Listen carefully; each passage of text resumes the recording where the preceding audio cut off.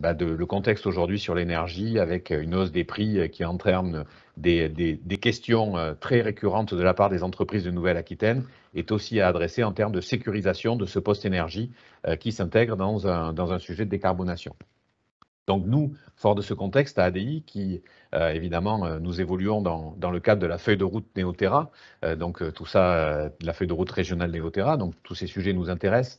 Et puis, ces sujets, comme vous le voyez, ils touchent l'ensemble de nos cibles à ADI, puisque ADI, nous nous occupons d'accompagner les entreprises, les filières et les territoires dans leur grande transition.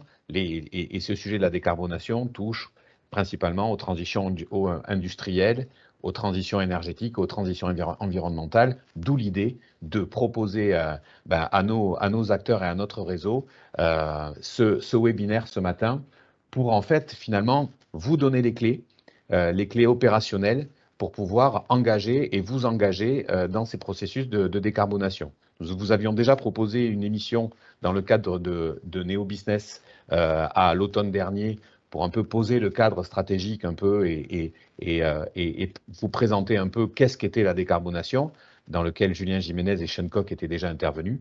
Et bien là, aujourd'hui, nous allons rentrer un peu plus précisément dans les outils, dans les méthodologies, et puis dans les points d'entrée au sein de la région et de l'ADEME qui vont vous permettre de concrétiser vos projets, de les accélérer pour un passage à l'acte, finalement. C'est ce que nous allons vous présenter ce matin. Et avant de rentrer dans ces dispositifs, nous avons demandé à l'AREC, donc l'agence régionale, de nous présenter finalement un panorama de l'émission des gaz à effet de serre, notamment dans le milieu industriel. Je le rappelle, notre objectif à la fin de ce webinaire, c'est que vous puissiez avoir les clés, les points d'entrée pour mettre en œuvre vos projets en Nouvelle-Aquitaine, pour que vous soyez compétitifs, pour que vous puissiez vous décarboner et puis que vous puissiez sécuriser votre facture énergétique. Il me reste, avant de rentrer dans ce webinaire, à remercier évidemment les équipes de l'ADEME et de la région, à remercier aussi l'AREC et puis les équipes d'ADI, du pôle entreprise, du pôle filière et du pôle territoire et de la communication pour avoir monté ce webinaire et vous souhaiter un bon parcours dans ces dispositifs et dans ces cas d'usage qui vous seront présentés ce matin. Raphaël, avant de rentrer dans les outils, peut-être justement, qu'est-ce qu'est aujourd'hui, quelle est la situation en Nouvelle-Aquitaine sur les gaz à effet de serre, la décarbonation, notamment en lien avec le secteur industriel. Je te laisse nous présenter ça avec les magnifiques travaux que vous opérez depuis l'AREC. Merci beaucoup Laurent, bonjour à tous. Alors avant de rentrer dans le vif du sujet, donc un panorama de la situation du secteur industriel en Nouvelle-Aquitaine en matière de transition énergétique. Alors, pour commencer, une petite idée de la place de la Nouvelle-Aquitaine par rapport au reste de la France en matière de secteur industriel, en termes de consommation d'énergie, d'émissions de GES, pour situer un petit peu le contexte. La Nouvelle-Aquitaine, c'est la 6e région en matière de consommation d'énergie dans l'industrie. C'est la 7e région en matière d'émissions de GES. Donc on a des émissions, on va dire, un petit peu plus faibles que la moyenne. On va pouvoir détailler ça tout à l'heure. Et c'est la 6e région en matière d'emploi. C'est 230 000 emplois sur l'ensemble de la région. Il faut savoir que la répartition des industries en France, elle suit un certain nombre de dynamiques, les ressources sur le territoire, la population, évidemment, il y a des liens avec pas mal de facteurs. Pour donner un ordre d'idée, le rapport entre la région Hauts-de-France et la Corse, donc la région de France, c'est celle qui a les consommations d'énergie dans l'industrie les plus fortes, la Corse, c'est les plus faibles, c'est de 1 sur 500. Donc voilà, les consommations en industrie en Hauts-de-France sont 500 fois supérieures à celles de Corse. Donc la Nouvelle-Aquitaine, voilà, c'est une région plutôt médiane, on va dire, en matière de consommation. Maintenant, si on regarde sur l'ensemble de la région, tout secteur confondu, l'industrie, ça représente quoi? Ça représente un peu moins de 20% des consommations d'énergie. Donc c'est 32,5 TWh. En gros, en moyenne sur une année. La répartition de ces consommations d'énergie, c'est grosso modo un quart du gaz naturel, un quart de l'électricité, 30% des énergies renouvelables, Et ensuite, on va avoir 10% de vapeur, un peu moins de 10% de vapeur, et 10% de charbon et de pétrole.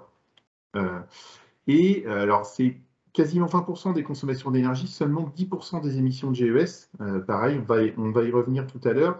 La particularité en matière d'émissions de GES, c'est qu'il y a une part relativement faible des composés qu'on appelle le méthane et le protoxyde d'azote, qui sont des gaz à effet de serre assez puissants, qui sont relativement peu émis dans l'industrie. Par contre, il y a une part, quasiment 20%, d'émissions de CO2 qui ne sont pas liées à des consommations d'énergie. C'est pareil, on y reviendra tout à l'heure, c'est dû à des procédés de décarbonatation. L'industrie, c'est également 7% de la dépense énergétique en région, donc c'est un peu plus d'1 milliard d'euros voilà, chaque année. Quand on regarde l'évolution dans le temps sur les 10 dernières années en fait, des consommations d'énergie sur l'industrie, on voit que les consommations d'énergie ont globalement pas trop bougé en fait, entre 2010 et 2019, mais il y a des évolutions en matière de vecteur énergétique, c'est-à-dire que on a eu une baisse significative des consommations de charbon et de fuel, donc c'est vraiment charbon, produits pétroliers en fait, qui ont connu une baisse, et un basculement au profit du gaz naturel et des ENR. Ça va avoir un impact, on va le voir juste après. Et en parallèle de ça, on a une consommation relativement stable en fait sur tout ce qui va être électricité et achat de vapeur. Quand on compare en fait cette évolution-là aux objectifs régionaux, donc les objectifs du SRADET, on voit qu'on est pour le moment à peu près conforme en fait aux objectifs, parce qu'il n'y avait pas de diminution marquée des consommations qui était prévue sur la première partie. En revanche, ce qu'on voit, c'est que il va y avoir des efforts en matière de sobriété ou d'efficacité à venir, parce qu'on est censé baisser à l'horizon 2030 de 11% les consommations d'énergie dans l'industrie par rapport à 2010, et en 2050 de plus de 30%. Donc ça, c'est la situation en matière de consommation d'énergie. Quand on regarde les émissions de GES, là, le constat est un petit peu différent. On voit que les émissions ont baissé de près de 23% entre 2010 et 2019, et c'est justement dû à ce qu'on vient de dire précédemment, c'est-à-dire une baisse des consommations en charbon et en fuel, qui sont les vecteurs énergiques les plus émissifs en matière de gaz à effet de serre, au profit des énergies renouvelables et du gaz naturel, même si le gaz naturel reste une énergie fossile et est fortement lié aux émissions de gaz à effet de serre. Donc on voit qu'on a une baisse significative. Hein. En 2010, on était grosso modo à 6500 kilotonnes d'équivalent CO2 lié à l'industrie. On est à 5000 maintenant. Donc ça fait 1500 kilotonnes en moins, et on suit les objectifs du SRADET pour le moment, parce qu'on était à moins 23% d'objectifs à l'horizon 2021. Ce qu'on voit, c'est que, en revanche, c'est en lien avec ce qu'on vient de dire sur les consommations d'énergie, les efforts restent à poursuivre.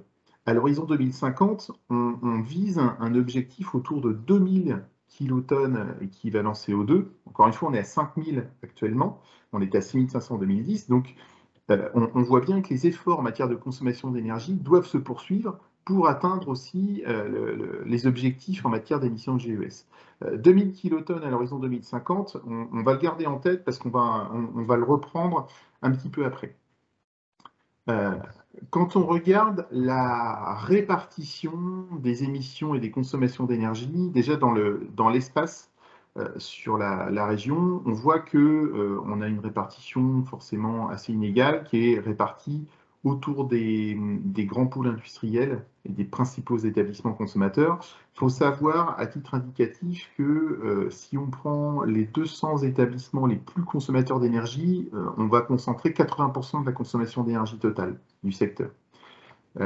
Si on regarde maintenant la répartition par branche, dans l'industrie, là, alors on va avoir des informations assez intéressantes. On voit donc les émissions sont quand même fortement liées aux consommations de gaz naturel maintenant. C'est normal, étant donné que les autres énergies fortement émettrices, donc produits pétroliers et charbon, ont vu leur consommation diminuer sensiblement.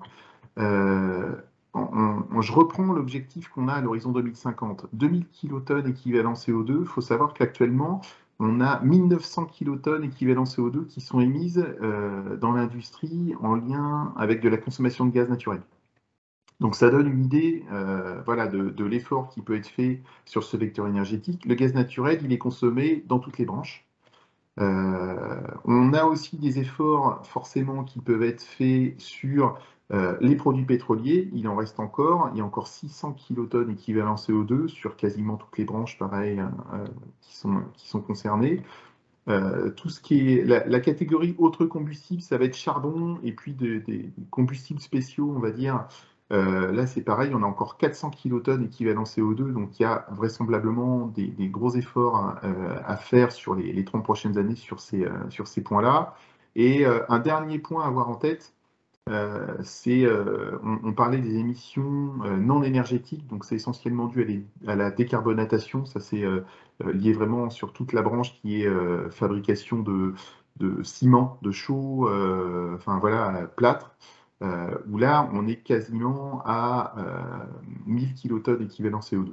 Voilà, c'est pour donner une idée un petit peu de l'ensemble de la répartition, on va dire, des émissions sur les différents vecteurs énergétiques. Donc l'information à retenir, c'est que on a vraiment, en matière de sobriété, des efforts à faire, notamment sur tout ce qui est consommation d'énergie fossile, gaz naturel qui est maintenant l'énergie principale, mais également fuel et charbon pour les secteurs pour lesquels il en reste encore un petit peu. Voilà, je vous remercie. Merci Raphaël pour cette présentation. Donc, une trajectoire intéressante, mais des efforts encore à fournir en conclusion.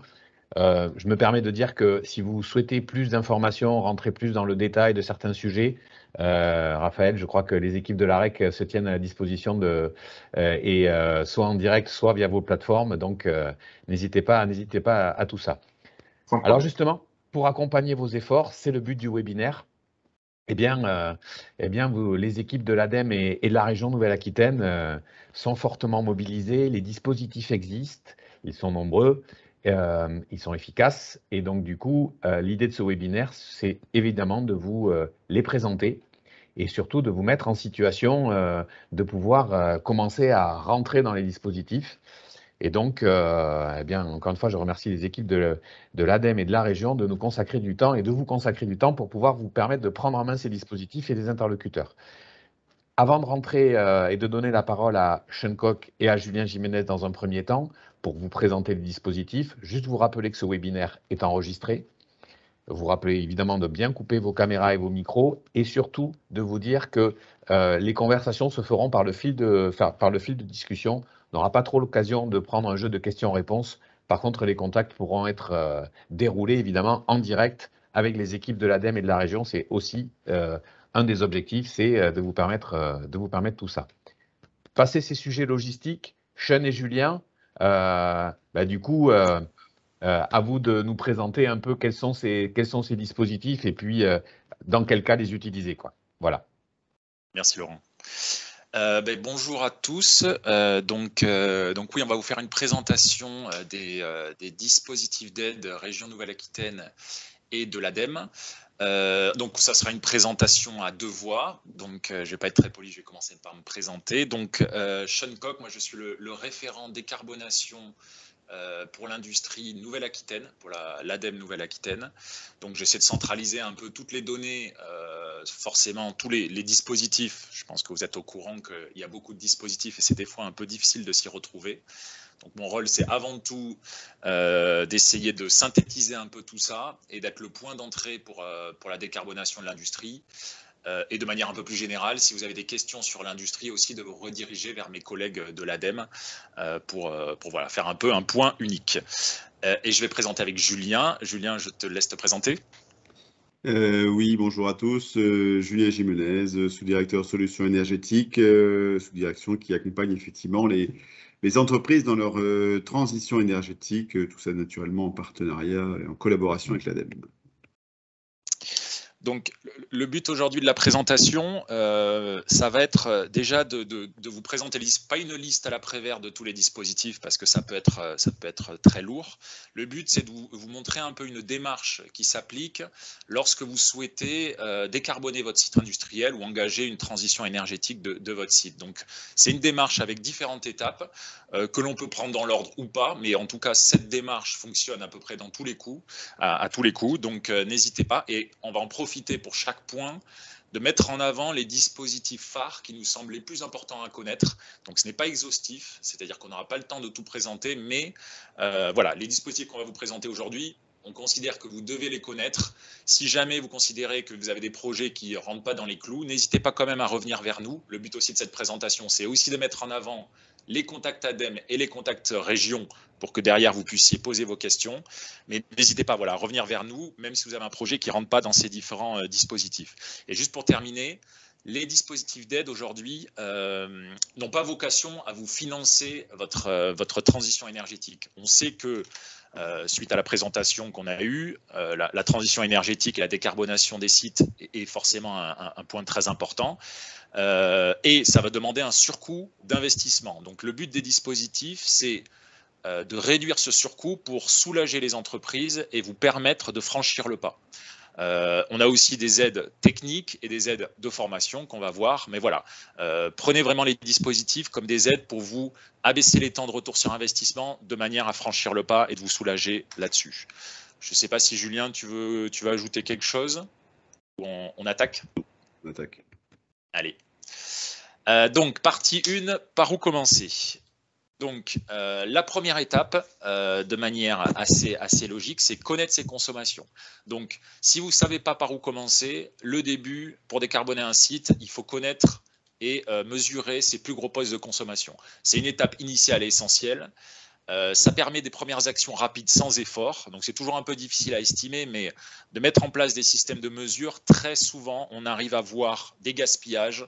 On voit des augmentations de consommation qu'on n'arrive pas à expliquer. En fouillant un peu, on arrive à comprendre que ce soit des mauvaises utilisations des équipements ou pour certaines raisons. Donc, on arrive très rapidement à avoir des premiers gains juste en mesurant la consommation d'un site.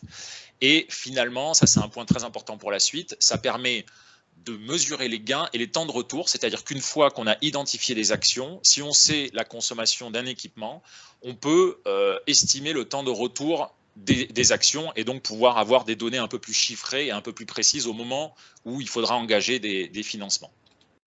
Bon, des exemples d'actions assez simples, mise en place de capteurs, mise en place des compteurs, logiciels de suivi, la réalisation d'un audit énergétique. Donc même si vous n'êtes pas soumis à l'audit énergétique obligatoire, on vous conseille de faire un audit énergétique du site au moins régulièrement toutes les quelques années. Et on a aussi recrutement et formation de référents énergie. On sait très bien que au-delà de l'aspect financier, un point qui est très important, surtout dans les PME, c'est le temps qu'il faut consacrer pour ces sujets sur l'énergie. Ça demande du temps, ça demande des compétences. Donc là-dessus, il y a aussi des recrutements et des aides par rapport à former des référents énergie dans votre entreprise. Donc les dispositifs phares, encore une fois, je rappelle, c'est pas exhaustif, là on va pas tout présenter, mais le but c'est de mettre en avant les dispositifs qui nous semblent les plus importants à connaître. Donc l'aide à la décision, on le répétera jamais assez, mais si jamais vous avez besoin d'aide pour des études de faisabilité ou des études énergétiques, que ce soit au niveau d'un site ou au niveau d'un atelier ou d'un équipement, pour pouvoir chiffrer des projets, à partir du moment où il y a une externalité positive, nous, on pourra envisager un financement. Donc, les financements, c'est entre 50 et 70%. Donc, on est 70% pour les petites entreprises, 60 pour les moyennes et 50 pour les petites. L'ADEME, 50 pour les grandes, pardon. L'ADEME et la région Nouvelle-Aquitaine proposent ces aides à la décision, que ce soit sur tout type d'action. Alors, bien sûr, après, nous, on va déterminer si jamais ça nous semble cohérent, on va déterminer si l'étude est indépendante et respecte certains critères. Mais voilà, surtout ne vous bridez pas et si jamais vous avez besoin de chiffres pour estimer vos projets, l'aide à la décision est pérenne et est proposée par nos organismes. Le deuxième, on l'a abordé rapidement, la formation ProRéféi. Donc ça, c'est un dispositif qui est financé par les C2E. On aura l'occasion d'en discuter un peu après. Donc, la formation référent énergie, c'est un stage de 2 jours en présentiel, si possible, avec une formation sur 2 jours, avec un accompagnement par la suite en entreprise sur une thématique et sur un sujet de votre choix. Sur le financement, je ne vais pas trop m'avancer parce que ça bouge un peu et je n'ai pas envie de dire de bêtises, mais on a des financements qui peuvent aller jusqu'à 80%, voire une prise en charge à 100% dans certains cas, selon la taille de l'entreprise. Donc voilà, c'est la première étape, encore une fois, développer les compétences, identifier un référent chez vous qui pourra se dégager un peu de temps pour commencer à travailler sur ces sujets et pouvoir par la suite mettre en place notamment les systèmes de suivi. Voilà pour la première étape, connaître ses consommations. Donc on le verra aussi, il y a d'autres dispositifs, que ce soit de la BPI, des accompagnements, qu'on reviendra un peu plus en détail. Voilà, ayez en tête aide à la décision, formation pro-RFI. La deuxième étape, donc une fois qu'on maîtrise ces consommations énergétiques et qu'on commence à avoir une bonne idée des postes de consommation, des gros équipements et des courbes de consommation de notre entreprise, on va rentrer un peu plus dans le dur du sujet avec l'efficacité énergétique. Tout simplement, et de manière encore une fois, c'est facile à dire, mais c'est assez logique, arrêtons les pertes. Le but, en premier lieu, c'est d'éviter les gaspillages et à isoproduction de produire autant, mais en consommant moins. Donc forcément, ça permet de supprimer des gaspillages. Donc on est sur des actions qui peuvent avoir des rendements qui peuvent être très rapidement rentables avec des temps de retour très rapides. Alors ça dépend forcément, mais souvent on a des actions rapides à mettre en place qu'on appelle les quick wins avec des temps de retour assez rapides. Ça permet surtout de mieux dimensionner les approvisionnements en énergie. On a souvent le cas où on met un peu la charrue avant les bœufs, de réfléchir à son approvisionnement énergétique avant de se poser la question, est-ce qu'on a besoin de consommer autant d'énergie ? Donc toujours encore une fois un peu par cette démarche pour attaquer le problème de la transition énergétique, toujours commencer par l'efficacité énergétique, c'est la première étape et surtout ça permet d'avoir des temps de retour qui sont des investissements souvent qui sont un peu plus abordables. Bon, des exemples d'actions de manière assez classique, on a la récupération de chaleur fatale, c'est un gros sujet dans l'industrie. Sur les compresseurs, les groupes froids ou les fours, mais pas que, mais on a des gros gisements de chaleur fatale dans l'industrie, mise en place des variateurs de vitesse ou faire une campagne de fuite d'air comprimé où on voit que souvent on a beaucoup de pertes sur les compresseurs à cause des fuites d'air comprimé.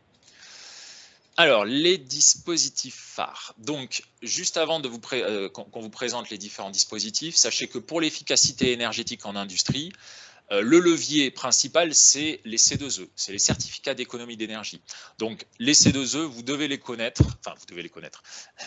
Le mieux, c'est quand même de connaître au moins les actions classiques. On a parlé de récupération de chaleur, on a parlé voilà, de variateurs de vitesse. Ça, c'est des choses qui sont prises en charge par les C2E.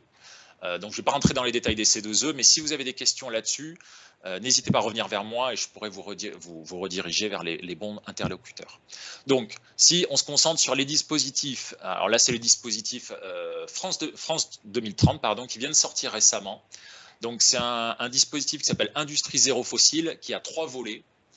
Le premier volet que je vous parlerai un peu après, qui concerne plutôt les chaudières biomasse. Et après, on a 2 volets qui concernent directement la décarbonation des sites industriels, avec le volet 2, qui est un appel à projet pour les projets supérieurs à 3 millions d'euros, donc qui concerne majoritairement les grands sites et les grands consommateurs, mais pas que. Vous pouvez être une PME. On a déjà eu des projets portés par des PME. Donc, si vous avez un projet supérieur à 3 millions d'euros ou une grappe de projet sur votre site, qui concerne la décarbonation dans le sens général du terme, ça peut être électrification, efficacité énergétique, ça peut être substituer des matières premières par des matières moins énergivores, moins émissives de CO2. Voilà, on a quand même un panel assez large. La particularité quand même de ce dispositif, c'est qu'il est lancé en réponse à la crise en Ukraine, donc avec un temps assez court, c'est-à-dire que sur le volet 2, on est sur des projets qui doivent être déposés avant le 23 juin. Et priorité sera donnée aux projets de réduction de gaz et aux projets qui peuvent être installés assez rapidement. Quand on dit assez rapidement, c'est-à-dire idéalement cet hiver ou l'hiver 2023. Donc ça sera la priorité qui sera donnée au projet. Mais encore une fois, ne vous bridez pas. Si vous avez des projets conséquents, revenez vers moi et on pourra en discuter. Je vous cite aussi le troisième, l'AAP Fast Décarb, qui n'est pas encore sorti, donc c'est en avant-première. C'est un peu de teasing qui sortira le 1er juillet et qui sera ouvert jusqu'à la fin d'année, où là, c'est l'équivalent plutôt vers les PME, c'est même pas plutôt vers les PME, qui sera ouvert que aux PME et ETI, et qui sera une liste d'actions prédéfinie où si jamais vous avez une action qui est éligible dans cette liste, vous avez directement une aide pour l'achat de matériel ou pour l'installation de matériel. Il y a notamment la récupération de chaleur, l'installation de matériel de suivi, notamment l'installation d'un logiciel de comptage, qui est souvent la partie assez conséquente. Et ça, c'est aussi un petit peu en avant-première. On aura aussi sans doute des aides sur l'isolation des bâtiments industriels. Donc, tenez-vous prêts, début juillet, ce dispositif va sortir. Il n'est pas encore totalement ficelé. Mais voilà, ça sera le volet 3 de Industrie Zéro Fossile. Voilà sur Zéro Fossile. Alors, ensuite, Julien, je te laisse présenter l'AP Compétitivité. Oui, effectivement, pour compléter et on va dire accompagner les entreprises, quand vous avez fait globalement votre audit et on va dire l'ensemble des études de faisabilité, vous avez un champ des possibles dans la décarbonation de vos process industriels qui va effectivement, comme l'a évoqué Sean, sur des actions très rentables d'organisation, de comptage, jusqu'à effectivement des investissements avec des temps de retour très courts. Et puis après, effectivement, vous avez un certain nombre d'actions que généralement vous abandonnez ou vous hésitez à présenter à votre conseil d'administration ou à votre directeur financier parce que les temps de retour sont trop longs. Bon, même si en ce moment, on va dire qu'avec le prix de l'énergie en ce moment, les temps de retour se sont raccourcis et je pense qu'effectivement, vous devez avoir un peu de pression côté consommation des sites industriels. Donc l'idée là-dessus, nous, quand on a lancé notre appel à projet compétitivité énergétique, c'était effectivement d'essayer de vous accompagner dans un programme global d'efficacité énergétique. C'est-à-dire que vous avez effectivement fait l'ensemble des études, vous avez une vision un peu complète de votre site industriel et vous avez globalement un objectif ou une possibilité de réduire votre consommation de plus de 10%, 10, 15, 20, 30% en fonction des actions que vous allez mettre en œuvre. Et là-dessus, effectivement, dès que vous arrivez à passer la barre de ces moins 10% sur la conso d'un site, la région peut vous accompagner. Alors dans le cadre effectivement d'un programme d'action global et à l'intérieur de ce programme d'action, la région, elle, va accompagner les actions dont le temps de retour est le plus long et effectivement sont les plus difficiles à financer. Il faut savoir que dans ce cas de ce GRAP ou ce programme d'action un peu global, l'idée, c'est vraiment d'avoir une ingénierie financière, de se dire que voilà, je peux arriver à moins 15 ou moins 20% si je fais 15 actions. Dans ces 15 actions, il y en a 5 qui n'ont pas besoin de financement, il y en a 5 qui pourraient être financés par la région et puis il y en a 5 qui pourraient être financés par l'ADEME. C'est vraiment l'idée d'avoir une stratégie globale sur le site et d'ensuite, effectivement, et là, c'est là où on travaille effectivement en collaboration avec l'ADEME, d'essayer de vous trouver les mécanismes de financement les plus efficaces pour pouvoir aller le plus loin possible. C'est ce que avait dit Sean un peu au départ de ce webinaire, c'est l'idée, nous, on va vous pousser à aller le plus loin possible parce qu'on regarde d'un contexte énergétique extrêmement compliqué et d'une visibilité du prix de l'énergie qui est, à mon avis, compliqué à avoir, il est important que vous réduisiez votre vulnérabilité au prix de l'énergie. Et là-dessus, c'est effectivement une stratégie globale, une vision globale, un programme d'action. Et dans ce programme d'action, on va travailler en coopération avec l'ADEME pour se dire, ben voilà, comment on peut vous accompagner pour aller le plus loin possible, parce qu'effectivement, plus vous irez loin, plus vous pourrez effectivement continuer à prospérer et à développer votre entreprise. Un dernier point, il y a la notion, pour on va dire les sites industriels qui ont des consommations importantes, au-delà de 35 gigawattheures, il est compliqué de pouvoir atteindre 10% sur une année ou avec une seule action. Donc là, la région propose à ces sites industriels des programmes pluriannuels. Là, c'est pareil, c'est de se dire, vous avez la possibilité d'atteindre moins 10, moins 15, moins 20%. Vous avez globalement identifié des actions. Alors, il y en a qui sont finalisées, validées par votre conseil d'administration ou directeur financier. Il y en a d'autres qui sont juste des actions, effectivement, prévisionnelles à 2-3 ans. L'idée pour nous, c'est de construire un partenariat, c'est-à-dire qu'on s'engage avec vous à vous accompagner sur plusieurs années, Et vous, effectivement, vous vous engagez à réaliser les actions qui permettent effectivement d'engager ces réductions. L'intérêt de ça, c'est que la région peut vous accompagner sur le long terme et ensuite, on peut aller chercher année sur année des financements ADEME en fonction de l'évolution des dispositifs de l'ADEME. C'est vraiment l'idée de vous engager dans une stratégie globale du site industriel et on va dire une action pérenne et à long terme. Parfait, merci Julien. Et donc le troisième dispositif qu'on voulait mettre en avant, l'aide à l'innovation. Je ne vais pas rentrer dans le détail, il y a plusieurs dispositifs qui ont été lancés, alors c'est encore dans France 2030.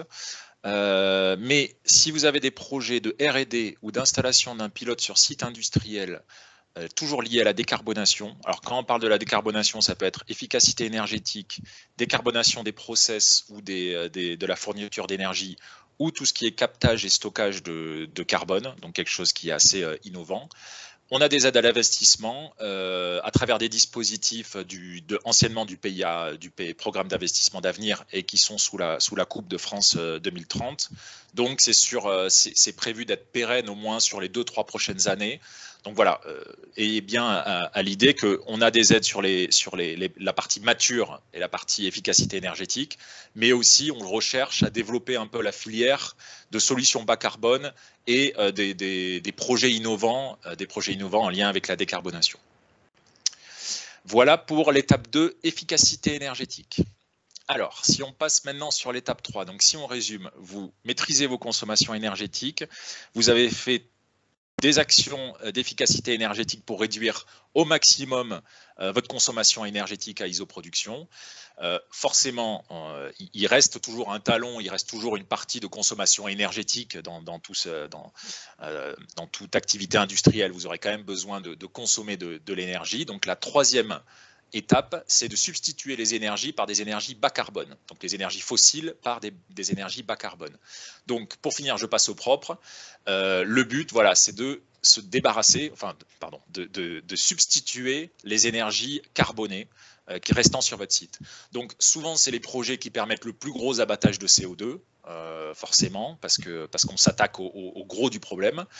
Ça nécessite aussi souvent des investissements un peu plus importants, avec souvent des projets un peu plus structurants pour les entreprises. Voilà, de changer une chaudière, de changer un approvisionnement énergétique, nécessite quand même de toucher un peu au cœur de la production, et donc on est quand même sur des investissements plus structurants et plus importants, et des projections un peu plus sur le long terme. Par contre, les avantages, là, j'ai pas besoin de trop m'attarder dessus, mais on passe sur des énergies qui deviennent locales, qui sont sur des prix fixes sur des longues périodes. On parle, voilà, pour du photovoltaïque par exemple, c'est le temps de retour sur investissement, et le prix sera toujours le même et n'est pas du tout dépendant des marchés externes et de la géopolitique. Donc ça, c'est sûr que notamment dans le contexte actuel, c'est forcément un gros avantage concurrentiel. Des exemples d'actions: remplacement d'une chaudière gaz par une chaudière biomasse, raccordement à un réseau de chaleur urbain ou industriel, mise en place de solaire, que ce soit électrique ou thermique. On oublie souvent le solaire thermique, qui est aussi un atout important pour les industriels. Alors, les dispositifs phares, encore une fois, avant de vous présenter les dispositifs, il y a le fonds chaleur ADEME, qui est un dispositif pérenne, qui est reconduit chaque année, qui concerne tout ce qui est approvisionnement de chaleur bas carbone, que ce soit la géothermie, la chaudière, la biomasse, la géothermie, le solaire thermique, le raccordement à un réseau de chaleur. Donc ça, c'est pérenne et c'est reconduit chaque année, c'est au fil de l'eau, c'est-à-dire c'est pas des appels à projets. Si vous avez un projet, vous contactez le référent de l'ADEME et il pourra vous rediriger pour un dépôt. Alors, chaleur bas carbone, je viens de le citer, on a quand même un focus sur tout ce qui est biomasse. Forcément, dans l'industrie, c'est un point important. Donc, installation d'une chaudière bois, d'une chaudière biomasse, on a plusieurs dispositifs qui vont venir se caler selon la puissance que vous avez prévue. Aujourd'hui, on est capable de vous aider, de vous accompagner sur des chaudières biomasse à partir de 1,2 gigawattheure par an. Au-dessus de ça, on a soit le BCIB, soit le BCIAT, soit le fonds chaleur qui vont venir vous aider. En dessous, ça dépend. Dans certains cas, on va pouvoir vous aider à travers des cotes. Je ne vais pas rentrer dans les détails, mais sachez que si vous avez un projet de chaudière biomasse, surtout contactez-nous parce qu'on arrive quasiment à aider tous les cas de figure. Alors quand je parle, c'est surtout pour le process industriel. tout ce qui est chauffage, pour l'instant, n'est pas encore forcément aidé, mais ça dépend des cas. En tout cas, voilà, n'hésitez pas à revenir vers nous si vous avez un projet de chaudière biomasse. Les financements, ça varie très fortement selon la puissance, selon la taille de l'entreprise, mais en moyenne, on peut s'attendre à des financements qui peuvent aller jusqu'à 70%, de manière à baisser très fortement les temps de retour sur investissement de ces surcoûts qui nécessitent quand même un surcoût important. Julien? Oui, pour compléter, effectivement, la région, elle s'est focalisée sur une stratégie qui était la sortie des énergies fossiles hors réseau, charbon, fioul, propane, butane. Globalement, parce que ce sont les énergies les plus émettrices de gaz à effet de serre, et deux, on va se retrouver peut-être avec un certain nombre de PME, de TI, notamment secteur agroalimentaire, qui, on va dire, sont globalement hors réseau de gaz et qui voilà, n'ont pas forcément la capacité de pouvoir substituer ce charbon, ce fioul, propane, butane, très émetteur de gaz à effet de serre, par du gaz qui est un petit peu moins émetteur de gaz à effet de serre. Et donc, du coup, l'idée, c'est comment on peut accompagner ça? Alors, c'est un peu le dispositif passe de. On a parlé effectivement opportunité, études de faisabilité, financement. Le dispositif traite tout. Donc, il y a vraiment l'idée de savoir quelle est l'opportunité, c'est-à-dire que est-ce que votre process industriel, vous pouvez vous sortir, on va dire, de ces énergies fossiles à travers notamment l'électrification ou alors la problématique des énergies renouvelables. On a parlé effectivement de géothermie, de chaufferie bois, sachant que pour vous, l'idée, c'est de trouver l'énergie renouvelable ou l'énergie bas carbone la plus adaptée à votre process industriel. Et ce n'est pas forcément toujours évident. Donc, c'est pour ça qu'il y a une première phase qui est l'opportunité, c'est-à-dire est-ce que vraiment il faut que je creuse et comment je peux aller plus loin. Le deuxième, c'est effectivement la faisabilité, on l'a évoqué. Savoir quelles sont les solutions, les solutions et à quel coût je peux atteindre ma sortie des énergies fossiles au réseau. Et puis derrière, les investissements. Alors les investissements, Sean a parlé effectivement du fonds chaleur, qui est globalement l'outil principal pour sortir de ces énergies-là. Et donc l'idée pour nous, c'est effectivement de pouvoir, toujours dans cette logique de coopération ADEME-région, d'essayer de trouver, on va dire, les dispositifs le mieux adaptés pour vous accompagner là-dessus. Mais ce qui est important, c'est d'avoir cette vision long terme, c'est-à-dire que on pense globalement que ces énergies fossiles au réseau, il faut en sortir d'ici 2030. Alors, on avait une taxe carbone qui aujourd'hui on va dire un peu est restée stable depuis quelques années, mais risque de réaugmenter assez rapidement. Et ces énergies-là vont être les plus impactées par la taxe carbone. C'est-à-dire que vous connaissez déjà globalement l'impact de la taxe carbone sur ces énergies-là. Donc, il faut dès à présent, on est en 2022, 2030, c'est demain, commencer à réfléchir comment vous allez pouvoir sortir de ça. Et côté région ADEME, on va pouvoir vous accompagner à travers effectivement un certain nombre de financements pour réaliser les investissements. Et donc, si on continue sur le dispositif région. Alors, le dernier dispositif, c'est une logique où vous étiez, alors là, il s'adresse plutôt à la partie électrique de votre approvisionnement énergétique. Il tombe effectivement à un moment, alors on l'a lancé il y a 1 an et demi, 2 ans, mais il tombe en ce moment à un moment important où le prix de l'électricité est élevé. Et c'est là où, par contre, par exemple, à l'inverse de la chaleur, l'électricité renouvelable devient extrêmement compétitive aujourd'hui par rapport au prix de l'électricité que vous payez sur le réseau, et que du coup, au regard du potentiel que peut avoir la région Nouvelle-Aquitaine en termes de développement de solaire photovoltaïque, la région a souhaité, on va dire, mettre en relation à la fois l'émergence des projets solaires photovoltaïques et puis effectivement le besoin de nos industriels, avec la possibilité de pouvoir acheter directement la production d'une centrale solaire photovoltaïque, on va dire sur du long terme. C'est ce qu'on appelle effectivement un contrat long terme qui peut aller de 12 à 15 ans, avec un prix qui peut être aux alentours de 55 voire 65 € du mégawattheure sur 12 à 15 ans. Et aujourd'hui, c'est effectivement extrêmement compétitif de se lancer dans cette logique de PPA.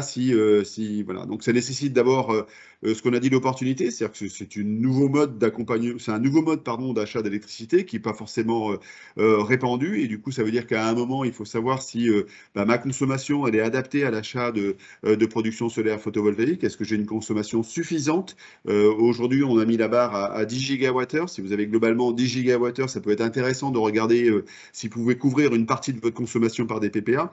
Et le deuxième volet, c'est la partie, on va dire, conseil AMO, c'est-à-dire que quand vous allez partir sur la rédaction d'un contrat et vous dites, voilà, j'ai trouvé un projet solaire photovoltaïque dans mon département, j'ai commencé à discuter avec le développeur pour voir comment je pourrais lui acheter cette production solaire photovoltaïque, on rentre sur des contrats long terme avec des choses juridiques un peu complexes. Et donc, du coup, là, la région vous accompagne. Pour définir la part. Est-ce que je mets 20%, 25% de ma consommation en PPA? Voilà, quelles règles je mets à l'intérieur du contrat par rapport à la revalorisation du prix de l'électricité, de pénalité, de sortie du contrat, de sortie. Enfin, il y a plein de volets un peu juridiques et vous avez besoin de conseils pour faire ça. Et puis à la fin, effectivement, la signature définitive du contrat. C'est vraiment une action importante avec un volet un peu innovant qu'on souhaite faire. C'est-à-dire que pour les plus petits consommateurs, l'idée pour nous peut-être, c'est de faire des grappes d'entreprises qui pourraient du coup acheter la totalité d'une production d'une centrale solaire photovoltaïque. Voilà, donc il y a vraiment, on va dire, des opportunités à saisir aujourd'hui de la part des industriels pour acheter une électricité, ce qu'on appelle, nous, renouvelable et locale, en circuit court. Il y a vraiment tout à gagner aujourd'hui à acheter du solaire, de l'électricité issue de centrales solaires photovoltaïques. Alors, si on arrive à la fin des différentes étapes, donc on va quand même le citer pour être vraiment exhaustif. La dernière action, enfin, c'est pour aller plus loin, c'est le captage, usage et stockage de carbone. Donc le principe d'aller capter le CO2 le CO2 émis par les process industriels, soit pour faire du stockage sous-sol, soit pour faire de la réutilisation industrielle. C'est vrai que on le cite, mais ça intervient vraiment qu'en dernier lieu, c'est-à-dire que nous, on sera très vigilant à ce que on parle vraiment que des émissions incompressibles et qu'une fois que tous les autres leviers ont été activés, on peut envisager le CCUS. Il y a quand même des aides sur la partie innovant et pilote parce que c'est quand même un sujet qui est important. Donc, il y a des aides si vous avez des projets innovants ou si vous avez des idées de projets, même au niveau de la R&D. Dans les dispositifs d'innovation, on peut vous aider à travers cela. Pour terminer, on cite aussi une synthèse des dispositifs qu'on a faite. Je pense qu'il y a un micro d'ouvert. Oui, il y a un micro d'ouvert, s'il vous plaît. Vérifiez à bien fermer vos micros. Donc la synthèse des dispositifs. Donc effectivement, vous l'avez vu, c'est toujours assez fourni en termes de dispositifs et on a aussi beaucoup de dispositifs qui se terminent et qui s'ouvrent et on essaie d'avoir un peu de pérennité, mais on n'y est pas encore tout à fait. Donc le but, c'est qu'on a fait une synthèse qui reprend tous les pas tout, mais les dispositifs qui nous semblent encore une fois les plus importants. Une petite synthèse, c'est un document qu'on essaie de mettre à jour tous les 2-3 mois selon l'actualité et qui retrace avec une vision globale pour les grandes entreprises avec les dispositifs rangés un peu par catégorie et pour les PME, pareil, voilà les dispositifs qui sont plutôt orientés PME, plutôt orientés grandes entreprises. Donc cette synthèse des dispositifs, ça reprend les aides ADEME, les aides Région Nouvelle-Aquitaine, mais pas que, il y a aussi les aides BPI, les aides de l'ASP, enfin voilà, on essaie d'être le plus exhaustif possible. Et cette synthèse, on essaie de la diffuser aussi largement. Donc, si vous êtes intéressé pour recevoir la mise à jour, encore une fois, hein, c'est tous les 2-3 mois, mais d'avoir une mise à jour de ces dispositifs, de cette synthèse des dispositifs, n'hésitez pas à revenir vers nous ou à l'inverse, de diffuser cette synthèse de votre côté. Voilà, niveau temps, on est à la minute près, quasiment. On est parfait. On est pas mal. Parfait. On est Julien. Je finis juste sur la page des contacts. Voilà, vous avez les contacts côté ADEME, donc c'est moi, mais aussi sur les référents fonds chaleur, vous avez le lien et les contacts côté région. Donc voilà, n'hésitez pas surtout. Le but de cette présentation, c'est aussi d'insister sur ce point. Nous sommes la porte d'entrée et ne vous bridez pas et revenez vers nous si vous avez des projets. Merci beaucoup, Chêne et Julien.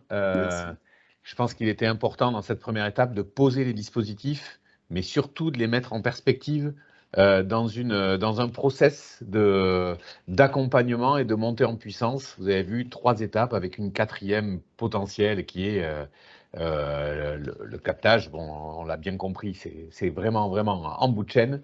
En tout cas, que vous soyez ou que les entreprises que vous accompagnez dans vos filières ou dans vos territoires soient au début du process, au milieu ou à la fin, je crois que le message, c'est les dispositifs existent et les points d'entrée existent. On n'a pas vu les contacts. Les contacts, on va vous les remettre. Ne vous inquiétez pas, Voilà, on va vous remettre les contacts dans les présentations, vous allez voir. Du coup, on va passer maintenant, je crois que les équipes de l'ADEME et de la région souhaitaient vraiment aussi présenter ces dispositifs dans leur mise en perspective, c'est-à-dire dans des cas réels. Et donc, Marion, je vais te passer la parole pour, oui, présenter des cas réels, mais aussi, finalement, et même peut-être commencer par ça, je crois, le parcours, quoi, c'est-à-dire le process dans lequel un projet, un dossier s'inscrit et comment il est traité, quoi. Voilà. Marion, je te laisse présenter tout ça avec Sean. Alors, du coup, est-ce que c'est partagé là via mon écran? C'est partagé, Okay. On voit très bien ton écran. Donc, bonjour à tous. Moi, je me suis pas encore présentée, donc je le fais rapidement. Marion Papadopoulou, de la direction énergie-climat de la région Nouvelle-Aquitaine. Donc, je travaille pour Julien, typiquement.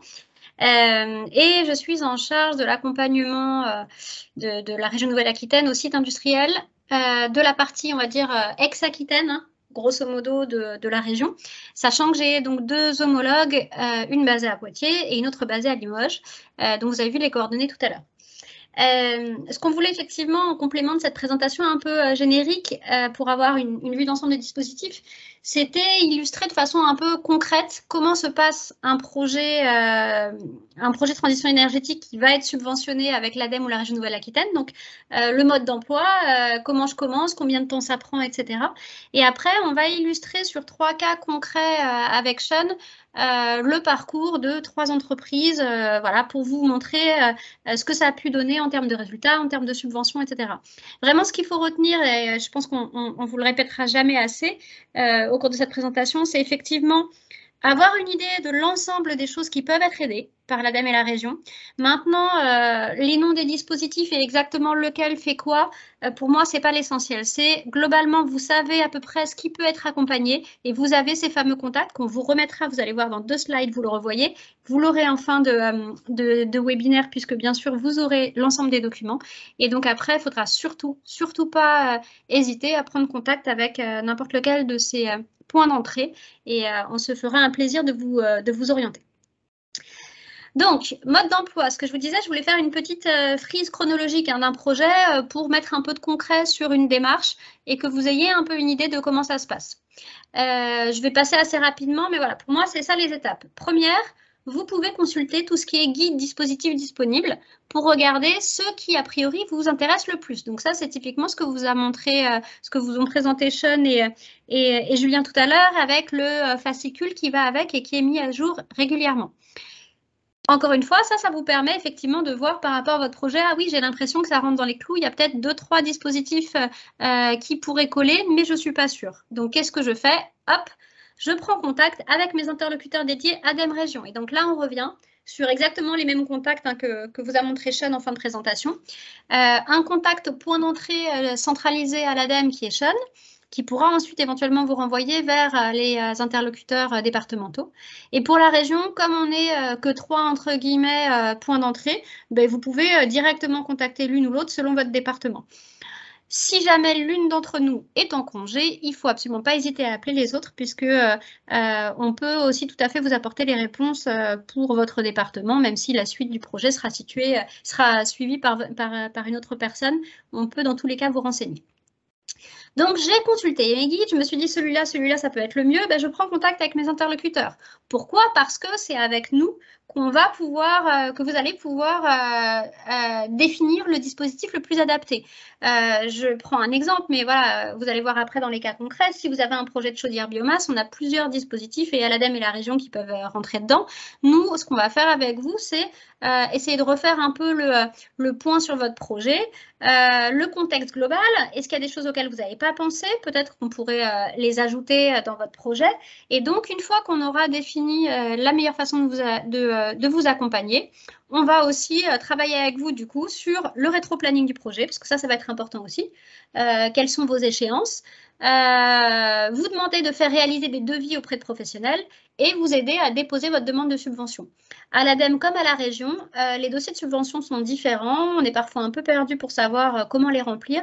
Et justement, nous, les interlocuteurs, on est là pour vous aider à le faire avec vous et vous débloquer en cas de problème. L'étape d'après, votre demande, elle est déposée officiellement. C'est-à-dire que là, c'est aussi quelque chose qui est important de façon réglementaire, entre guillemets. Il faut vraiment qu'il y ait une demande signée par l'entreprise à une date donnée.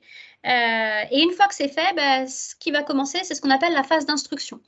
Qu'est-ce que c'est la phase d'instruction? C'est de regarder dans le détail les devis, regarder dans le détail l'éligibilité de votre projet. Ce qu'on a fait avec vous en amont de la demande, c'était vérifier si globalement ça pouvait être possible, mais on n'a pas encore choisi de montant d'aide financière. Donc ça va être vraiment le travail qui va se passer à ce moment-là avec votre instructeur. C'est moi, c'est Sean, c'est Alice ou Sylvie qui vont tout étudier et vous poser des questions éventuellement plus techniques. Donc vous, votre demande à les déposer, votre travail n'est pas complètement fini dans la mesure où vous devez vous rendre disponible auprès de nous s'il y a des questions complémentaires ou des besoins complémentaires de devis qui ne sont pas assez précis ou qui sont peut-être un petit peu vieux, etc. Donc, globalement, vous restez à notre disposition ponctuellement en fonction des demandes. Si le dossier il est nickel déjà dès le dépôt, il n'y aura pas besoin, d'où l'intérêt de bien le préparer avec nous. Mais voilà, ça peut tout à fait arriver ou alors vous avez des changements de projet et on en discute. Et c'est à la fin de cette instruction que l'interlocuteur proposera ou non d'attribuer une aide financière. Et c'est important le terme proposé parce que vous verrez que ce n'est pas nous qui sommes décisionnaires encore, c'est des commissions où votre aide va être votée qui pourront entériner une subvention. Ce qui est important de comprendre aussi, c'est que voilà, une fois la demande déposée, qu'est-ce que j'ai mis? Voilà, je peux commencer à passer mes commandes si je le souhaite. Ça, c'est une demande qui nous vient souvent, notamment pour les audits. On n'a pas des commissions de vote toutes les semaines. Typiquement, à la région, c'est tous les 2 mois en moyenne, mais on peut en avoir pendant un moment tous les mois, puis plus rien pendant 3-4 mois. Donc, ce n'est pas régulier. Des fois, vous êtes pressé pour entamer vos études, notamment un audit énergétique, et vous ne pouvez pas vous permettre d'attendre que la prochaine commission 2 mois après puisse confirmer la demande de subvention. Dans ces cas-là, vous pouvez commencer à passer vos commandes une fois que la demande de subvention est déposée. Vous n'êtes pas encore sûr à 100% que vous aurez votre aide. Ça, c'est un petit risque que vous prenez. Mais par contre, si l'aide vous est attribuée, on pourra a posteriori prendre bien en compte toutes les dépenses qui ont été commencées au moment de la demande d'instruction. Donc, si vous êtes pressé, ce qu'il faut noter, c'est que vous pouvez commencer à passer commande, verser des arts et même commencer les études, mais seulement une fois que vous avez envoyé votre demande signée, datée et que votre interlocuteur ADEME Région vous a confirmé que c'était bien pris en compte. Ensuite, on a le vote du dossier de demande d'aide. Donc, comme je vous le disais, nous, on fait une proposition d'aide où on va proposer, alors typiquement à la région Nouvelle-Aquitaine, on va proposer à nos élus de voter en commission permanente un montant pour le projet. C'est les élus de la commission permanente qui vont pouvoir valider ou non. Et c'est donc à ce moment-là que vous serez assuré d'avoir une aide attribuée à votre dossier. Après le vote, ce qui se passe, c'est que vous recevrez une confirmation écrite avec une lettre, un contrat de subvention qui va vous préciser les modalités de paiement de l'aide et le temps accordé pour réaliser les travaux. Quand c'est une aide pour un audit, généralement, on laisse 1 an à l'entreprise pour faire l'audit et demander à être payé. Quand c'est des investissements, c'est généralement 3-4 ans et ce sont des choses qui se discutent avec votre instructeur, effectivement, au moment où on établit le contrat, pour être sûr que voilà, vous n'aurez pas de problème pour effectuer les travaux dans les temps impartis. Vous avez tout ça, qu'est-ce que vous faites? Vous réalisez vos travaux. Donc, certains, comme on l'avait dit, ont pu commencer juste après l'instruction, d'autres commencent maintenant. Et une fois les travaux réalisés, vous pourrez demander le paiement de votre subvention puisque la très grande majorité du temps, vous ne serez payé, en tout cas vous n'aurez le solde de la subvention que lorsque vous pourrez fournir les factures acquittées des investissements qui ont été subventionnés ou des études qui ont été subventionnées. Donc, une fois que vous avez tout fini, vous récupérez vos factures acquittées, vous les transmettez comme selon les modalités en fait qui ont été définies dans votre contrat de subvention. On pourra vous demander d'autres documents éventuellement. Ça peut être par exemple, s'il y a beaucoup de factures, on peut vous demander un relevé définitif des dépenses certifié par un commissaire aux comptes. Ça, c'est les choses qui figureront dans votre contrat de subvention. Et une fois que vous avez demandé votre paiement, nous, on va instruire la demande de paiement. Donc, c'est les cellules financières de l'ADEME de la région qui vont vérifier que tout est bien conforme. Et une fois qu'elle aura validé que c'était conforme, vous recevrez votre paiement. Voilà les étapes que vous aurez. Maintenant, je vous propose d'illustrer ça avec 3 petits cas pratiques. Laurent, tu… Non, très bien, c'est pas de souci, cas pratique. Merci pour le process, c'est toujours éclairant de savoir par où on va passer quoi, en étape. Merci Marion. Sean, je te passe les slides. Ouais, s'il te plaît. Alors, on va faire 3 cas pratiques, ou use case pour les anglophones. On va se mettre vraiment dans la peau d'entreprise. C'est des cas pratiques qui sont basés sur des cas réels. Alors, pour souci de confidentialité, parfois on a changé quelques petites données, mais on est vraiment basé sur des cas réels qu'on a récents ou qui ont eu lieu il y a quelques années et qu'on a remis à jour.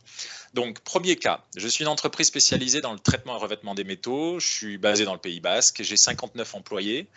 Je consomme du gaz naturel, un peu de fuel et de l'électricité. Aujourd'hui, à part je suis ma consommation à travers mes factures, j'ai pas de personne dédiée à la partie énergie et j'ai pas vraiment fait d'action particulière à ce jour. Je remarque une augmentation régulière des factures énergétiques depuis quelques années et voilà, il y a une volonté de s'inscrire dans une démarche écologique, une prise de conscience sur l'importance de faire ce virage écologique. Par où commencer? Je pense que c'est un cas qu'on a souvent, des entreprises qui sont pleines de bonne volonté, mais face un peu au nombre de dispositifs, face au nombre de possibilités, ne savent pas par où commencer. Pardon. Alors, si on passe aux slides suivantes.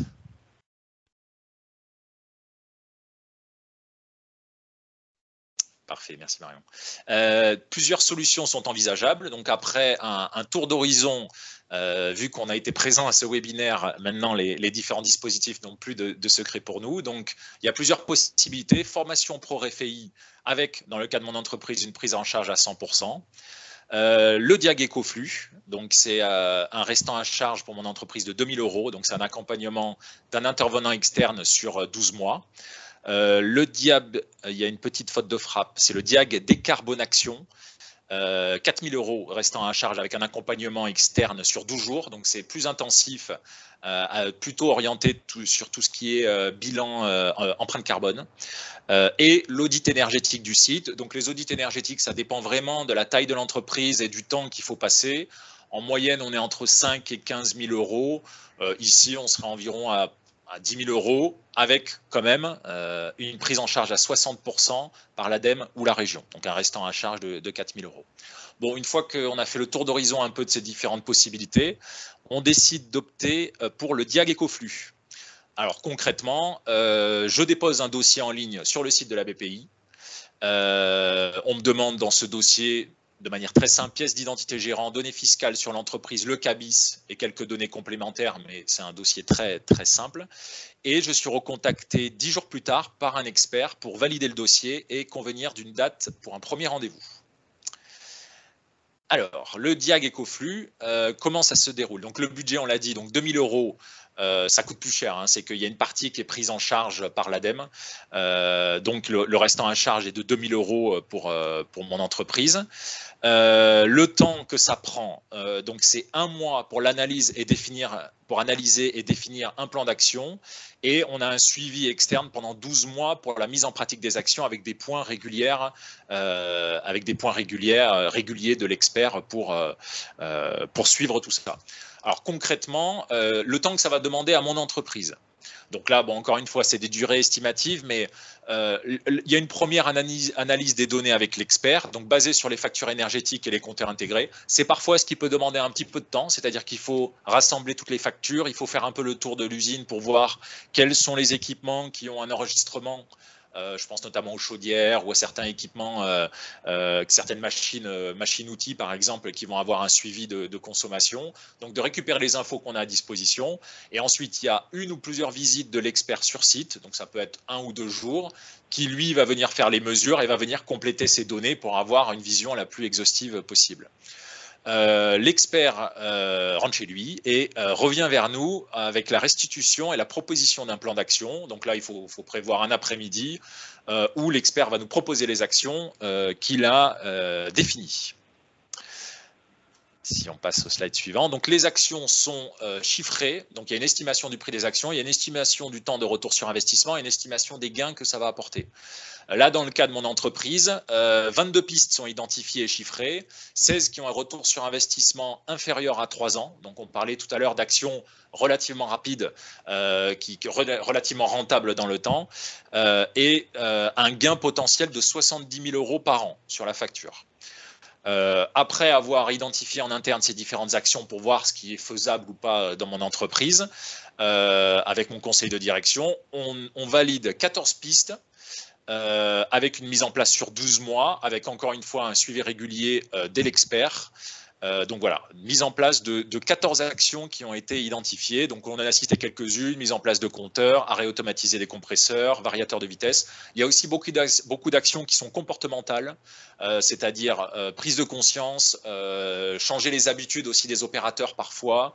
Voilà, il y a des actions aussi organisationnelles pour mieux s'arranger, pour arrêter les machines le week-end et qu'elles reprennent le lundi matin. Enfin voilà. Finalement, on est après 2 ans, donc une fois que la majorité des actions ont été mises en place et commencent à porter leurs fruits, on est à 55 000 € économisés par an sur la facture, donc quand même à rapporter aux 2 000 € que la démarche a coûté. Ce qui représente quand même 32% de la facture énergétique. Donc on voit à travers les actions d'efficacité énergétique dans ce cas précis, encore une fois, qui est basé sur un cas réel, on voit qu'on peut aller chercher jusqu'à 1/3 de la facture. Voilà pour le premier use case. À toi, Marion. Alors, je reprends la main sur le deuxième. C'est un cas d'étude qui me tient pas mal à cœur parce que je trouvais que c'était un très joli projet. Et on parlait tout à l'heure avec Julien du coup de l'agroalimentaire, en fait, des entreprises agroalimentaires de la région. C'est vrai que c'est typiquement ce qu'on va retrouver sur le dispositif sortie des énergies fossiles. Là, le profil, c'est quoi? C'est une entreprise familiale qui fait de la transformation de produits laitiers sur leur exploitation de vaches laitières, leur élevage de vaches laitières. On a 3 personnes qui sont 3 personnes de la même famille qui souhaitent un petit peu développer l'activité donc de transformation des produits laitiers et qui, en plus d'une gamme de yaourts qu'ils avaient déjà commencé à mettre en place, veulent se lancer dans pas mal d'autres choses, des glaces, etc. Donc, c'est plutôt un beau projet. Sauf que le problème, c'est que le site, il n'est pas raccordé au réseau de gaz naturel, hein, comme c'est souvent le cas pour les petites industries sur notre terroir. Là, dans le 64, en plus, on est sur un terrain un petit peu montagneux, donc vraiment pas tout près du réseau de gaz. Et donc, il consomme du propane et de l'électricité, essentiellement pour la pasteurisation et le froid. Sauf qu'ils aimeraient réduire cette facture-là parce qu'elle devient de plus en plus chère, que comme le disait Sean, elle augmente de plus en plus et qu'on leur a parlé en plus de la taxe carbone qui est encore limitée sur le propane, mais qui va induire des grosses augmentations dans les années à venir. Donc, ce développement d'activité, ils veulent bien le faire, mais ils ne veulent pas le faire en étant dépendants du propane. Donc, que peuvent-ils faire, sachant que en travaillant un petit peu avec les équipementiers et les fabricants à côté, notamment sur leur groupe froid, ils ont identifié des solutions. Les solutions, et elles sont très intéressantes, c'est à la fois se servir de la récupération de chaleur sur les groupes froids du site pour alimenter le pasteurisateur. Et puis, l'autre partie qui ne suffit pas, hein, parce que quand on récupère du froid, quand on récupère de la chaleur sur des groupes froids, on n'arrive pas forcément aux besoins de température d'un pasteurisateur. Hein. On va préchauffer un peu, mais on ne va pas réussir à tout faire. Et ils se sont dit, mais nous, on a une chaufferie biomasse sur notre habitation qui est sur l'exploitation et qui pourrait, puisqu'elle est surdimensionnée pour notre maison, et puis surtout qu'on ne s'en sert pas l'été, hein, qui pourrait alimenter le pasteurisateur. Donc en fait, ce qu'on voudrait, nous, c'est raccorder notre chaufferie biomasse de l'habitation et récupérer donc la chaleur émise par les groupes froids et comme ça se substituer complètement à la facture de propane. Donc ça, c'est une super idée, sauf que quand ils commencent à travailler les devis avec leurs fabricants et le plombier typiquement qui doit faire le raccordement de la chaufferie biomasse, ils se retrouvent avec des temps de retour qui sont trop importants et en plus, pour une petite entreprise avec 3 personnes, ça peut représenter vraiment quelque chose qui empêche l'investissement. Donc, que peuvent-ils faire? Hop. La solution envisageable pour nous, voilà, c'est typiquement l'appel à projet sorti, enfin l'AMI d'ailleurs même, sortie des énergies fossiles hors réseau. On est dans le cadre d'une entreprise qui consomme du propane et qui cherche à s'affranchir de cette dépendance. Donc, ce qu'on peut faire, nous, dans le cadre des énergies fossiles hors réseau, on peut faire des diagnostics, on l'a dit, qui sont même pris en charge intégralement par la région, mais on peut aller jusqu'au financement des investissements. Et dans ce cas-là, on peut financer donc le raccordement du site à la chaudière biomasse de l'habitation et la récupération de la chaleur fatale sur les groupes froids. Donc, ils ont opté pour cette solution. Ils ont déposé un dossier, fourni les devis, les données techniques justifiant de l'économie d'énergie générée. Donc ça, typiquement, on a discuté, pour être concret, avec le fournisseur de groupes froids et avec les exploitants du site pour la partie chaufferie. Et on a récupéré, bien sûr, les données de base administratives, données fiscales, CABIS, etc. Et ça nous a permis quoi? Ça nous a permis de voter une aide de 8 000 €, 8 100 € exactement, donc 32% d'aide sur les 25 560 € de dépenses. Donc cette fois, eux n'ont pas payé 25 560, ils ont payé 25 560 € moins 8 000. Donc c'était une aide qui leur a permis typiquement de passer le cap de la décision puisqu'on avait un temps de retour intéressant. Ils avaient également, il faut le savoir, des certificats d'économie d'énergie sur la partie récupération de chaleur sur les groupes froids. Et le temps de retour cumulé, quand on cumulait les deux types d'aides de la région et des C2E, ça permettait effectivement de décider le projet. Combien de temps ça a pris? Ça, c'est pour vous donner une illustration. Les délais d'un projet, ça peut être très variable. Ça va dépendre de l'avancement de votre projet, de votre réactivité, effectivement du retard même que vous pourrez avoir, vous, dans votre projet. Ça peut dépendre aussi de notre disponibilité. Et du coup, ça peut varier plus ou moins. Là, vous avez un exemple concret où, en gros, ils nous ont contactés. Entre le moment où on a pris contact et la validation de la subvention, il y a eu 3 mois environ. Ça veut dire qu'on a mis 3 mois entre le premier contact et le vote en commission permanente. Donc, à partir de ce moment-là, ils savaient qu'ils allaient avoir l'aide et qu'ils pourraient commencer les travaux. Ils ont fait les travaux 2 mois plus tard et la subvention a été versée après 3 mois. Donc, finalement, c'est un projet qui n'a pas pris énormément de temps. On avait environ 6 mois de projet, un peu plus, pour partir d'une première idée où on n'avait pas de solution à j'ai tout fait, j'ai fini mes travaux, je n'ai plus aucune consommation de propane et j'ai touché ma subvention. Comment ça s'est passé? Là, donc comme je vous disais, on est sur un montage de dossier en commun avec la région Nouvelle-Aquitaine et les analyses, elles ont été faites typiquement avec moi. On a réfléchi ensemble, je leur ai posé des questions, j'ai posé des questions aux prestataires qui fabriquaient l'équipement et globalement, ça nous a permis de valider le dossier rapidement. Le bilan après travaux, donc par rapport à ce site-là, ce sont 50 MWh par an de propane de consommation qui ont été effacés, pour moitié avec de la récupération de chaleur fatale et pour moitié par l'apport de la chaufferie au bois énergie. Donc c'était vraiment la concomitance des deux actions qui a permis de se passer de propane. 30% d'économie de facture énergétique sur le site et 0 énergie fossile consommée sur le site. Ce qui veut dire, moi je prends un exemple, on a fait ça avant la crise de l'énergie que vous avez tous en tête. Ils ont du coup complètement substitué leur consommation de propane qui aujourd'hui, de la même façon que le gaz naturel augmente, est en train d'augmenter fortement. Donc, avec une facture de bois et notamment un approvisionnement à bois qui vient de leur exploitation, puisqu'ils ont aussi un peu de forêt sur l'exploitation, ils ont eu une facture thermique qui est complètement stable aujourd'hui. Alors qu'avant de faire ces travaux-là, ils auraient été très, très dépendants des augmentations sur le coût du propane. Donc, gagnant sur l'aspect transition énergétique, mais aussi gagnant sur l'aspect facture énergétique. Allez, donc le troisième use case, donc on est encore sur une PME. Bon, on a quand même orienté les use cases sur les PME parce qu'on considère que que les grandes entreprises ont un peu plus de ressources ou peuvent passer par des bureaux externes. Donc, c'est plutôt orienté vers les PME qui souvent ont moins de temps et pour que ce soit un peu plus concret pour elles. Donc, on est sur une entreprise de fabrication de produits chimiques basée dans le Périgord, 48 employés. On est sur une entreprise qui commence à avoir des consommations assez conséquentes. Elle dispose d'une chaudière gaz 3 MW pour l'eau chaude et 2,4 MW pour la vapeur, donc une chaudière propane-fuel. Elle a effectué des études de faisabilité pour remplacer ces chaudières vieillissantes par une chaudière biomasse, 3 MWh. mais l'investissement, environ 2 millions d'euros, et le TRI, 8 ans, est dissuasif. Donc, comment passer à l'acte? Alors, je n'ai pas encore le slide suivant. Hop, super. Donc, plusieurs solutions sont envisageables. On l'avait cité tout à l'heure, l'AAP compétitivité des entreprises pour la région Nouvelle-Aquitaine ou le fonds chaleur ADEME. Ici, là, ce type de projet en concertation avec la région, on sera très certainement redirigé vers le fonds chaleur ADEME, sauf s'il fait partie d'un panel de projets un peu plus large.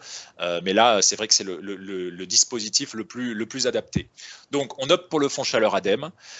Prise de contact avec le référent départemental énergie de l'ADEME, présentation du projet, dépôt d'un dossier fonds chaleur biomasse sur le site Agir de l'ADEME. Donc là, effectivement, je n'ai pas cité les pièces, mais il y a quand même un travail à faire sur une étude de faisabilité qui va voir les monotonnes de puissance pour bien voir que la chaudière est bien dimensionnée.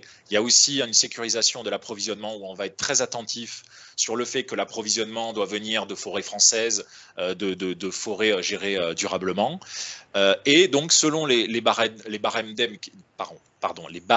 d'aide qui sont définis, là, c'est sur des forfaits, c'est-à-dire par rapport aux mégawattheures qui sont prévus, on est sur une demande d'aide de 1 million d'euros. Après une instruction interne qui peut prendre entre 1 et 2 mois selon les disponibilités, selon la complexité du dossier, on a une validation de l'éligibilité et validation du montant d'aide pour le fonds chaleur ADEME. Alors, budget, on a dit, donc on est à 2 millions, dont 50% d'aide. Ça me permet aussi de citer, on parle beaucoup d'investissement et de temps de retour sur investissement. On parle beaucoup de temps de retour sur investissement, mais il y a quand même des investissements qui doivent être faits. Il y a les subventions qui vont venir baisser les temps de retour sur investissement, mais on ne l'a pas cité aussi, il y a aussi des aides, des facilités de prêt. C'est-à-dire que si vous avez besoin aussi de financer des projets, la BPI notamment peut vous faire des prêts sous certaines conditions pour les projets à externalité positive sur l'environnement, peut vous faire des prêts, des facilités de prêt. Donc ça, c'est important aussi à avoir en tête. Si vous avez des problèmes de trésorerie, il y a aussi des possibilités là-dessus. Donc, combien de temps ça prend? Bon, là, c'est quand même très variable sur un projet biomasse. Il faut compter quand même au moins 1 an pour un projet assez conséquent entre les premières études et la réalisation des travaux. Ça peut prendre plus selon les autorisations, je ne rentre pas dans les détails, mais ça peut prendre un peu plus, comme ça peut aller aussi beaucoup plus vite si le dossier est plus mature. Alors concrètement, pour le versement de l'aide, là, dans le cas, on a une avance à 20% à la signature de la convention. C'est-à-dire il y a 20% d'aide qui a avancé, 60% une fois que les montants sont engagés, c'est-à-dire sur présentation des factures, qu'on vérifie bien que c'est conforme par rapport à ce qui avait été défini par rapport aux travaux, on a 60% de l'aide en plus de 20% qui ont déjà été versés, donc on est déjà à 80% de l'aide qui a été versée au moment où les travaux vont commencer, et au moment où les travaux, les factures les travaux sont terminés, et on a 20% qui est 1 an après la mise en service. C'est-à-dire qu'on va quand même vérifier qu'il y a une atteinte des objectifs. Donc le but, c'est pas de fliquer en quelque sorte, mais c'est quand même de vérifier que les objectifs sont atteints, ou si les objectifs ne sont pas atteints, pourquoi, quelles sont les raisons, pour travailler ensemble, toujours dans un but commun ADEME et de l'entreprise, c'est d'atteindre les objectifs qui ont été fixés, que ce soit en termes d'énergie produite ou de gains en termes de CO2 ou en termes de maîtrise de la facture. Alors, le bilan de cette opération, on est quand même à environ 9 gigawattheures de biomasse consommée, donc 9 gigawattheures de biomasse qui ont été produites, ce qui représente 90% des besoins du site, parce que le site a un peu de consommation électrique aussi, mais quasiment tous les besoins du site. Donc il y a quand même une chaudière de gaz qui est gardée en secours ou pour faire certains compléments, mais la biomasse permet de fournir toute la partie constante et une grande partie, 90% de la consommation. Le projet est rentabilisé en 3 ou 4 ans. Encore une fois, ça c'est un projet qui a été fait il y a quelques années. On a de nombreux projets biomasse où les temps de retour étaient autour de 5 ans avec des industriels qui pouvaient hésiter. Aujourd'hui, encore une fois, avec l'augmentation du prix de l'énergie, les temps de retour forcément chutent et deviennent beaucoup plus rentables. On est sur un approvisionnement local et renouvelable, des prix fixés sur 10 à 20 ans. Donc, au final, on a un gain de 15% sur la facture énergétique. Donc, c'est la différence quand on passe de gaz à bois. Encore une fois, c'était avant la crise. Et on a surtout une facture énergétique qui est sécurisée à 90% et une entreprise qui n'est plus dépendante des énergies fossiles et qui est très majoritairement fournie par des énergies renouvelables. Voilà pour le troisième use case. Alors, je crois qu'il y a des choses, par contre, sur lesquelles il ne faut pas trop insister et que vous n'aidez pas directement ADEME et Région. Et pour conclure, c'est aussi bien de préciser tout ça, quoi. Oui, alors, il faut de toute façon pas hésiter à nous contacter pour être sûr, mais il y a quelques grandes demandes qui reviennent souvent. Comme l'ADEME comme la région sont souvent sollicités sur ces points, on voulait aussi préciser ce qui n'était pas aidé dans le cadre de ces investissements. Il y a beaucoup de choses qu'on peut aider, les études, les investissements, les énergies renouvelables, l'efficacité énergétique. Par contre, nous, dans le cadre de ces dispositifs, on est vraiment centré sur les bâtiments à activité de production, donc les bâtiments industriels. Tout ce qui est bureau et partie tertiaire, on va dire, des sites, on ne subventionne pas. Dans la même logique, en fait, vu qu'on s'attaque essentiellement au process, tout ce qui va être consommation d'énergie hors process pour les bâtiments, même si c'est à usage industriel, donc l'éclairage, le chauffage, l'isolation, qui sont des choses qui sont importantes pour le confort des usagers, mais qui ne rentrent pas en compte dans nos appels à projets. Et puis enfin, et ça c'est une demande qu'on voit beaucoup en ce moment, les panneaux photovoltaïques en autoconsommation. Donc effectivement, vous l'avez vu hein, avec le contexte de l'énergie, c'est la première solution vers laquelle on va se tourner quand on est un site industriel, essayer de mettre des panneaux sur sa toiture ou éventuellement des ombrières de parking. C'est très intéressant pour sécuriser sa facture. Aujourd'hui, on l'a fait par le passé, mais aujourd'hui la région Nouvelle-Aquitaine n'aide plus ce genre d'installation parce que tout simplement, il y a des dispositifs d'État, c'est ce que je mets après, qui sont efficaces et qui vous permettent d'avoir des aides et qui suffisent très largement, en particulier dans le contexte actuel d'augmentation des prix de l'électricité. Donc, c'est un peu ce qu'on voulait vous dire, c'est voilà, tout ce qui est activité tertiaire et usage tertiaire, on n'aide pas, et investissement dans le panneau solaire photovoltaïque en autoconsommation, on n'aide plus. Mais il y a des dispositifs d'État, donc les C2E typiquement sont des choses... Hop. Attendez, voilà. Les C2E sont des choses qui sont très adaptées à l'isolation de vos bâtiments tertiaires, au chauffage, à l'éclairage et même pour les bâtiments industriels, donc vos ateliers industriels, vous avez des aides. Hop, je sais que j'ai un petit problème d'animation. Voilà. Vous avez des aides aussi pour vos bâtiments industriels. Donc, je vous ai mis le lien là du simulateur de l'ADEME sur les fiches des C2E. Vous avez des fiches par thématique. Les fiches bâtiments tertiaires, c'est BAT. Les fiches industrie, c'est Inde. Et dedans, vous avez la liste de tout ce qui peut être aidé avec les méthodes de calcul des aides. Et donc, les LED, l'isolation ou le chauffage sont des choses qui généralement peuvent être accompagnées via les C2E. Et puis, la deuxième chose que je vous ai mis comme lien, c'est un lien vers un site d'information sur les tarifs de rachat photovoltaïque, les tarifs de rachat de l'électricité qui ne va pas être autoconsommée et les primes à la consommation. Sont des choses qui sont actualisées tous les 3 mois par décret. Donc, plutôt que vous donner les montants comme ça, je préfère vous donner le lien vers ce site qui est très bien fait et qui pourra, dans chaque cas, vous dire quels sont les tarifs en vigueur si vous faites de la revente, de l'autoconsommation, les deux, selon la taille de votre installation. Et donc, vous avez le lien dans le diaporama et la petite copie d'écran qui vous montre à quoi ça ressemble. Voilà, donc, ça ne vous empêche pas effectivement de nous appeler pour avoir des conseils, mais sachez que ces deux grandes catégories, les usages tertiaires et le PV en autoconsommation, il y aura d'autres dispositifs de l'État qui sont plus standardisés et qui sont très au point, qui pourront vous permettre de financer les projets. Merci Marion, merci Sean. Je crois qu'on vous avait promis dans ce webinaire, c'était notre engagement de vous présenter les dispositifs, de vous les mettre en perspective et surtout de vous dire finalement quelle porte et quel interlocuteur passer. Je crois que les 3 objectifs sont atteints et vraiment un grand merci aux équipes de l'ADEME et de la région parce que je pense que l'exercice n'est pas simple de remettre tout ça en perspective et les parcours dans lesquels vous nous avez emmenés là, dans cette heure et demie sont assez lisibles. Et vous avez sous les yeux, encore une fois, les clés d'entrée. Et je crois qu'un des grands messages, c'est celui-là. C'est quelle que soit la maturité et le stade du projet sur lequel vous êtes, eh bien, vous prenez vos téléphones, vous prenez vos mails et vous appelez les équipes de l'ADEME et de la région.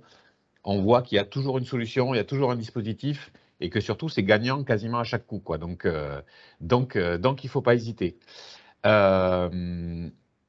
Évidemment, tous ces supports avec l'accord de l'ADEME, de la REC et de la région vous seront envoyés directement par mail, seront mis à disposition sur le site web d'ADI, ainsi que l'émission en replay.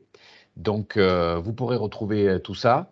Et donc, il ne reste plus qu'à passer à l'acte, soit vous en direct parce que vous êtes en entreprise, soit dans vos filières et dans vos territoires. Diffusez, relayez ce webinaire, servez aussi à ça.